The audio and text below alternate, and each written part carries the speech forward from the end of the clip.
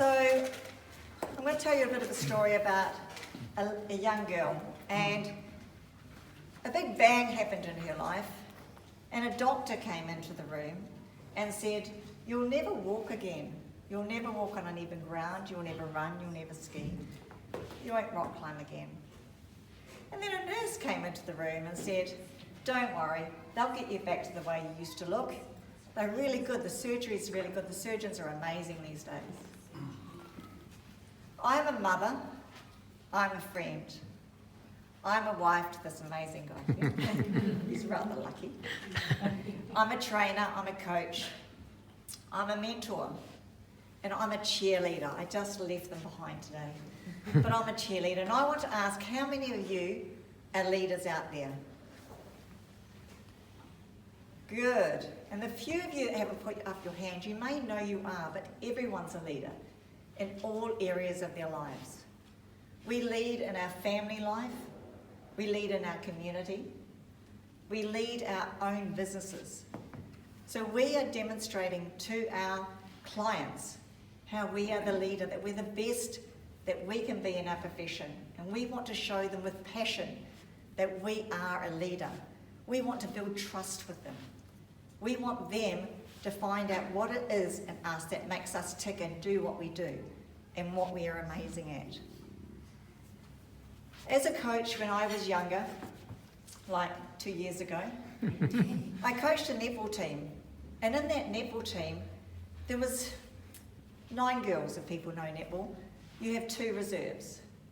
I had this passionate mother. She so wanted to get her daughter to play netball.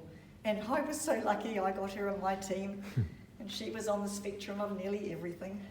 And she was like, the ball was coming to her and it was like this. She didn't even try to catch it. She literally had it in her hands.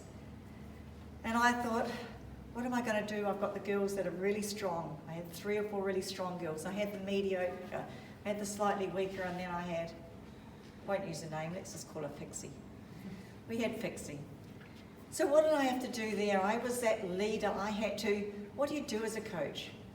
You encourage them. You mentor them. You actually build them up so they be the best they can. And you've got all these different levels, just like all our clients in our workplace, in our communities that we're in. And this girl, I had to think, what as a leader, what as this mentor can I be as this coach?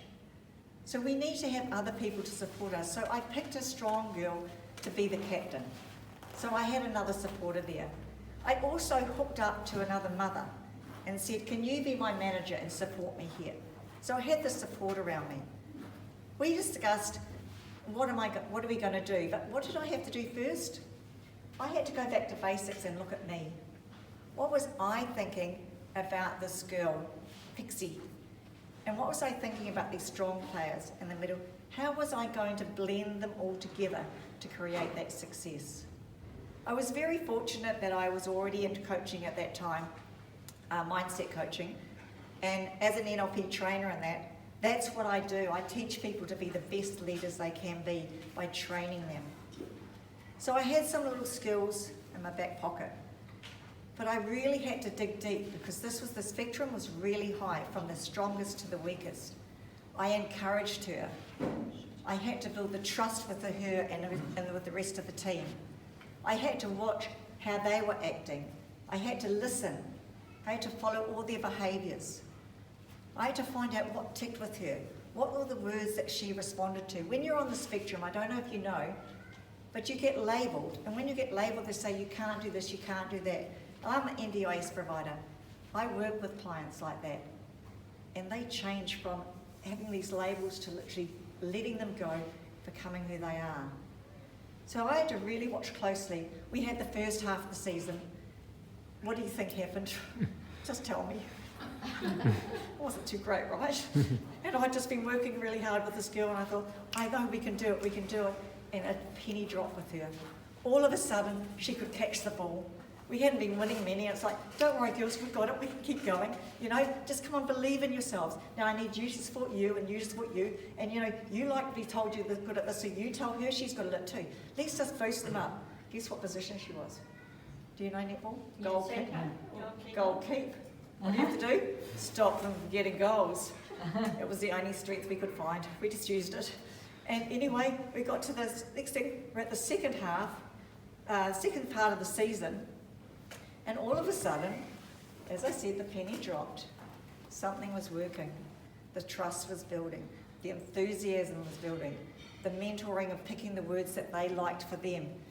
We worked on letting go of the anger and the frustration of what it's like to lose, to actually let go of all the part that I teach people for in business. Let go of that to get to where you want to go. We're at the finals. Guess who was in the finals? Us.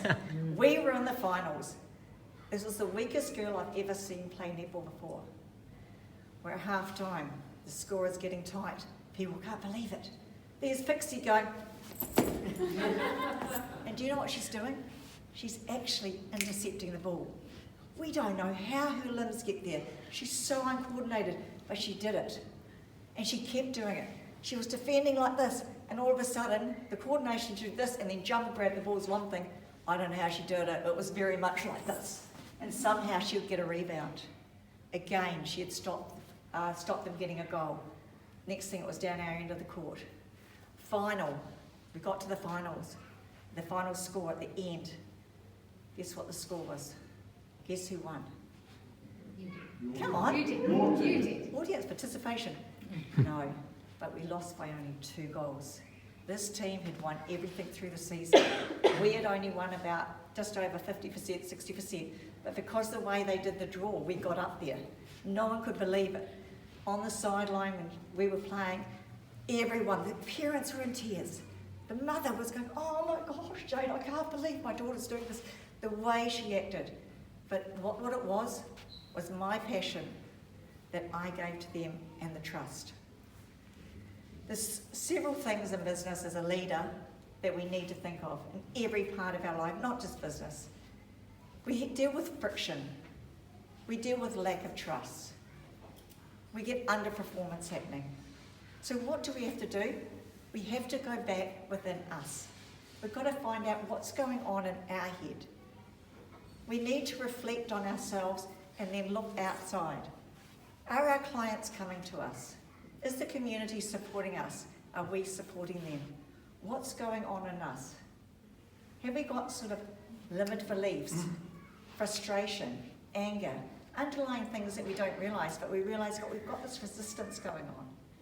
If any of that appears, or maybe you don't see it, but it's there, it's hiding in our subconscious mind with 2 billion other memories there. It needs to be unlocked, not just unlocked, it needs to be let go of. So through the NLP timeline therapy, that's exactly what I do. Have you ever heard, people in business, have you ever heard of the TLT, too little time? It's actually a syndrome. Okay, and what about the, oh my God, I'm so busy, I've got all these stuff, I can't make it work, and all of a sudden like this, it's called the headless chook syndrome. Oh, I can't cope. And it's actually overwhelm. You're just in overwhelm. You've got all these blockages, there's too much. You haven't stepped back and seen what's going on within you. Get the coaches out there, get the mentors, get the training, get your staff trained. In NLP, hypnotherapy, timeline therapy, you can do it in your workplace, you can do it for yourselves to get you to where you want to go. And did you realise that doctors and nurses also are leaders? And did you know that young lady who they told would never walk on uneven ground again, and that they would get her back looking to her how she looked, was me, because a big bang happened in my life when I was 27. My life changed forever. And do you know what mattered then? Its words mattered. I believe the nurse saying, as a leader, don't worry, you'll get the way you used to look. I just believed her. I looked different, but I just believed her. The doctor that said you will not do this and that, I'd walk on uneven ground, I was just very fortunate. I thought he was a bit of a twit. How could you tell a fit 27-year-old that did triathlons, did mountain biking, water skiing, snow skiing, you named it, rock climbing, I did it, that I'd never do it? I was fortunate enough I didn't believe her, but they are leaders right at the top. Then someone said to me, I said, how do I do this? My leader, they failed me. I'm not getting there. I've got no trust in it. And she said, you have to go and look within, and you need to heal yourself. So just remember, words matter. Thank you very much. Thanks very much, Jane. And that's the perfect example of what we want to see.